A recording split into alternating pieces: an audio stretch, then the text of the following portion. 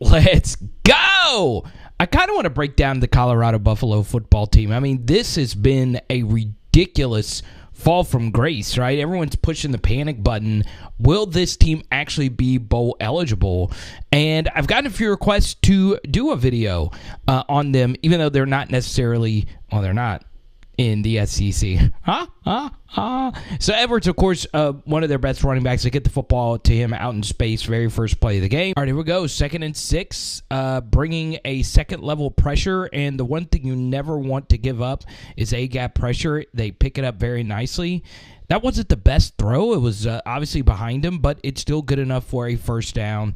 And the Buffs are cooking, baby. So let's go to the 2nd and 13. And obviously, you know, the UCLA Chip Kelly defenses get very exotic, right, when they're with their pressures. This is a very good call right here on 2nd and 13. There's a lot of yards to gain here, and they run a nice little underneath screen pattern, and UCLA did a good job pursuing.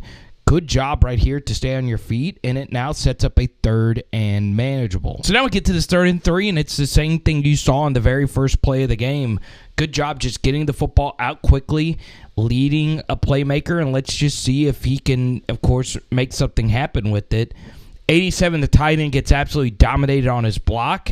It actually is what tackles for right here, but you do get the first down. Travis Hunter right here. This is absolutely ridiculous. So this QB is thinking he is going to run with this vertical here, and Travis Hunter's just reading his eyes. He then decides to go off this receiver and take this gamble right here, and he makes an absolutely incredible diving interception. So right here you get a Colorado sack in a very important portion of the field, right? The extended red zone, and this is one of the most common concepts you'll see in football. This is mesh rail. So oftentimes your first read is to this running back right here on mesh rail. That's covered. Okay, it's clear zone coverage. Mesh is not the best too high beater, which is clear. This is what Colorado's in. And you get a good pass rush here. Retracing your steps once you're past the quarterback. You don't want to keep rushing here. Cut back inside, and you'll make a sack. And nothing really is open. Yeah, you can hit one of these shallow crossers, but he's all over that. He's all over that. And then you got the hook route, right? So this is covered by him. It's just some really, really good defense right here by Colorado. We do eventually get to this 3rd and goal. And so far, Colorado's defense has played well. Play action fake. Just hit the tight end in the flats. 53 doesn't know who he's guarding. And that's about as easy of a touchdown catch you're ever going to get. You can't get in 3rd and long situations when your offensive line is struggling. Okay? That's all there is to it. And they decide to bring basically a hat for a hat, right? It's 5-on-5 with the personal protector right here. And you just got to win one-on-one matchups. And as you clearly see, there aren't players here winning their one-on-one matchups.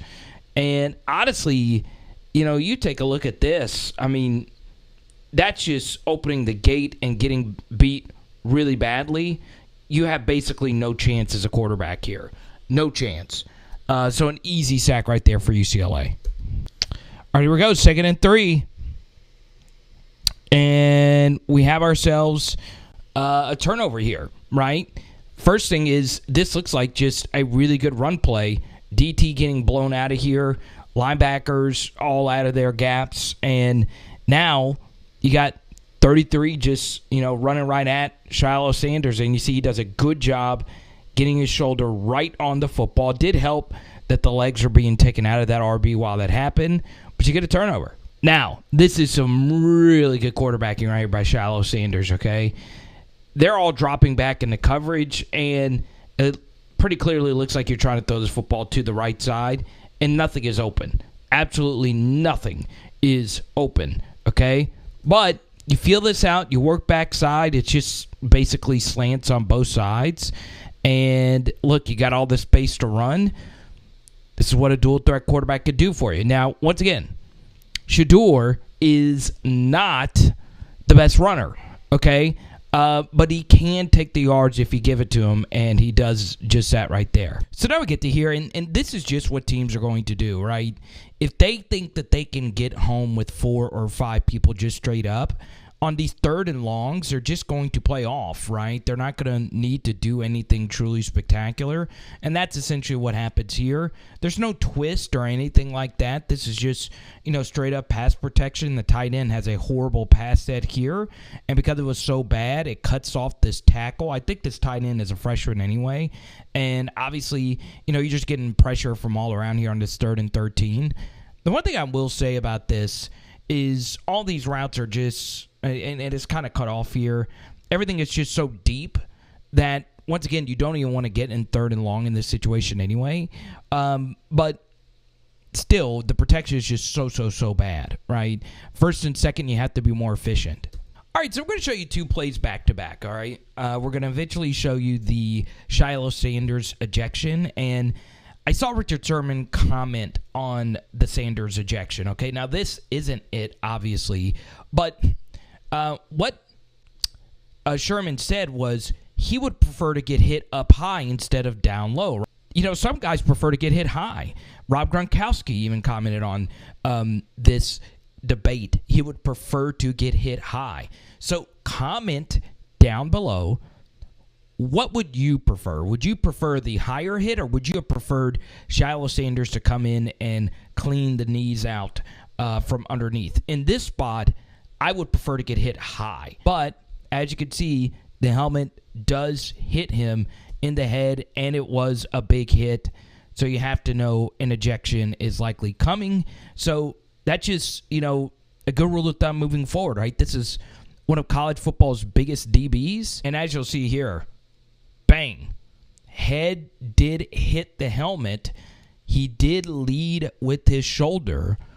Football is a violent and fast-moving game. It was kind of hilarious to see the flag, just kind of thrown in his direction. But understand, even if you're a marquee DB, they'll throw you out, right, in the name of player safety. So I understand it's a bang-bang call, taking a star player out of the game, but it also makes sense, and it's also relatively consistent with how they normally call it.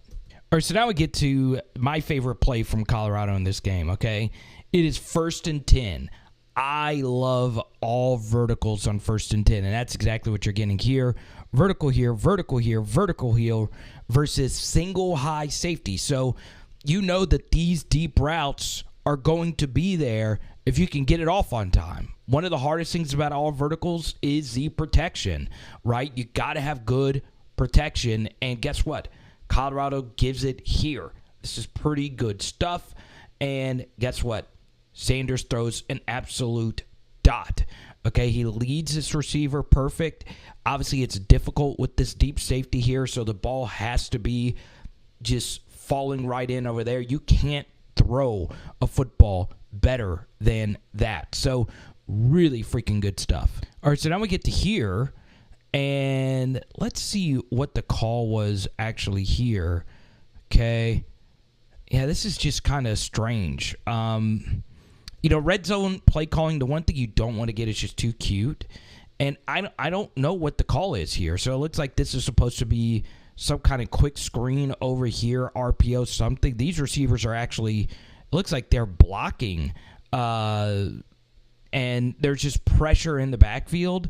This is just an abso-freaking-loot mess. Was this supposed to be a screen right here?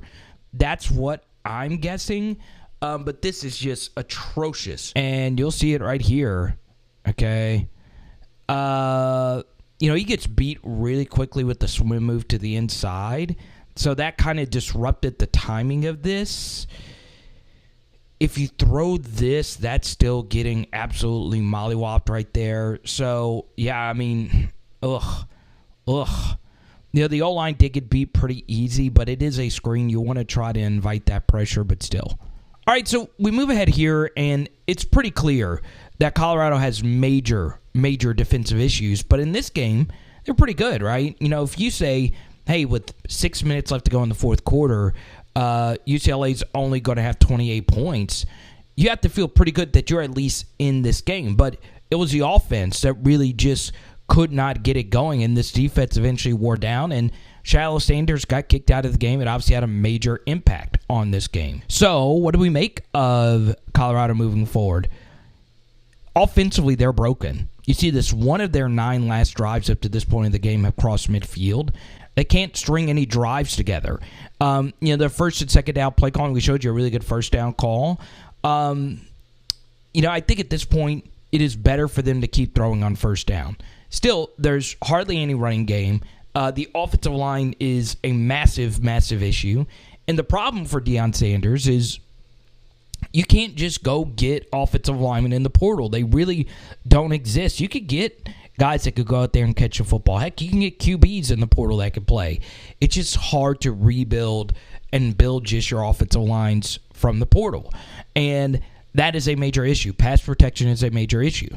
Also, and this is a blowout, so it's not an issue here, but Deion Sanders between the headset is also a problem, right? I love Prime. I love what he's doing at Colorado. That's why, we're doing this film study today. But look, that Stanford game and the Colorado State game to a certain degree was not well coached, right? And I know a lot of you complain about the the USC, usage of the clock when they were trying to come back and win this game. And now they're in a spot where, the ESPN analytics say they're probably not going to make a bowl.